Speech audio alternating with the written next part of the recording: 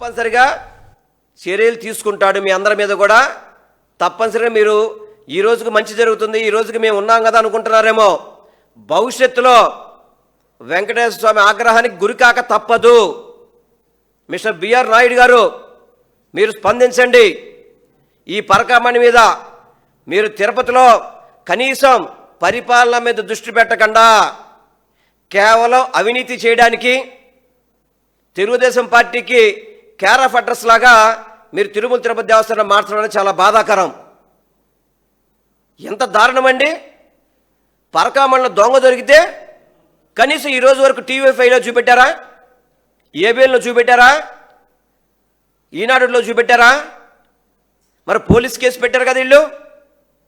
అదేవిధంగా డీజీపీ గారు మాట్లాడతారు, చిన్న చిన్న విషయాలకి మాకు మనుషులు లేక మేము నడిపించుకెళ్తున్నాం, మాకు వ్యాన్ లేక అని చెప్పని. మరి ఈ దొంగని ఎందుకు టీవీలో చూపెట్టలేదు? ఈ పెంచులయ్య అనే వ్యక్తిని పోలీస్ డిపార్ట్మెంట్ ఎందుకు మీడియా ముందు చూపెట్టలేదు?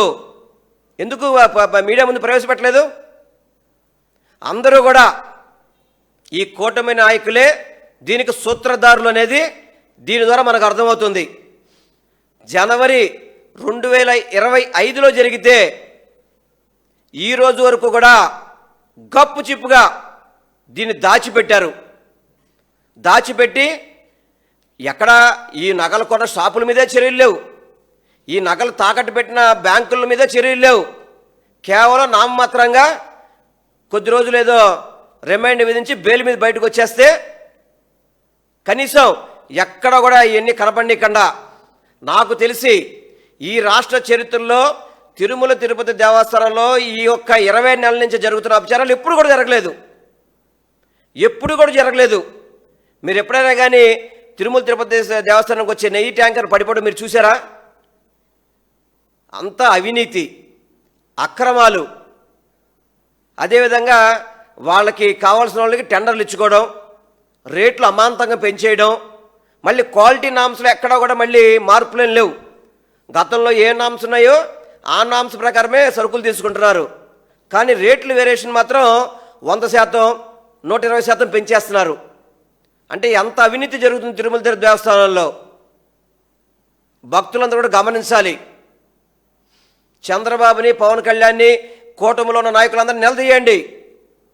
ఎందుకు తిరుమల తిరుపతి దేవస్థానంలో ఈ విధంగా జరుగుతుంది? హిందువుల మీద దాడులు ఎందుకు చేస్తున్నారు? హిందూ దేవాలయాలను ఎందుకు మీరు కూలుస్తున్నారు?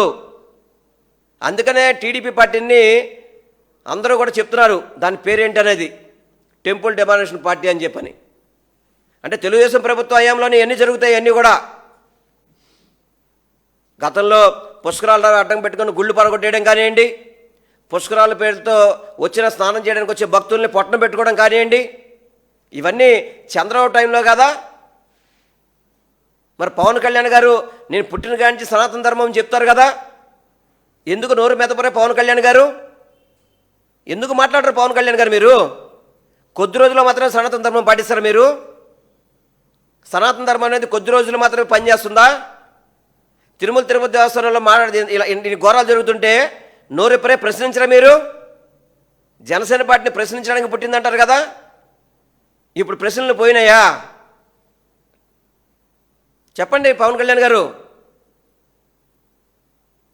మీరు సనాతన ధర్మానికి బ్రాండ్ అంబాసిడర్ లాగా రంగు దుస్తులు వేసుకొని ఊగిపోయి ప్రసంగాలు ఇవ్వడం కాదు సార్, ప్రసంగాలు ఇవ్వడం కాదు, అరికట్టండి. తిరుమల తిరుపతి దేవస్థానంలో జరుగుతున్న తప్పుల్ని అరికట్టండి. ఈ పరకామణి గురించి మాట్లాడండి. బిఆర్ నాయుడు చేసిన తప్పుల్ని ఖండించండి. బిఆర్ నాయుడిని తక్షణమే టీటీడీ చైర్మన్ నుంచి తొలగించాలి. అటువంటి అవినీతిపరుడు, అటువంటి బిఆర్ నాయుడు లాంటి మనుషులు గతంలో ఎప్పుడు కూడా చూడలే. తిరుమల తిరుపతి దేవస్థానం చైర్మన్లు అంటే ఒక పద్ధతి గల మనుషులు ఉంటారు. తగ్గేదే లేదు, నేను ఏదైనా చేస్తాను, నేను ఇంతే. నువ్వేమన్నా మోనార్కి, నువ్వేమన్నా దేవుడి కింద సేవకుడిగా పనిచేయాలా అంతే తప్ప తిరుమల తిరుపతి దేవస్థానం భ్రష్టు పట్టించడం కాదు మీరు చేసేది. బిఆర్ నాయుడు కాదు, ఇదేదో మీరు టీవీ5 ఛానల్ అనుకుంటున్నారేమో మీరు. ఇది తిరుమల తిరుపతి దేవస్థానం అంటే అనేక హిందూ భక్తుల మనోభావాలతో ముడికట్టుకున్నది. మిడ్ నైట్ మసాలాలా కాదు, టీవీ ఫైవ్లో చేసే మిడ్ నైట్ మసాలాలు కావు ఇవన్నీ. దయచేసి చంద్రబాబు నాయుడు, పవన్ కళ్యాణ్, నారా లోకేష్ ముగ్గురు కూడా గొంతిప్పాలి. ఈ యొక్క పరకామణిని సిబిఐకి అప్పచెప్పాలని చెప్పిన మాత్రం మేము డిమాండ్ చేస్తున్నాం.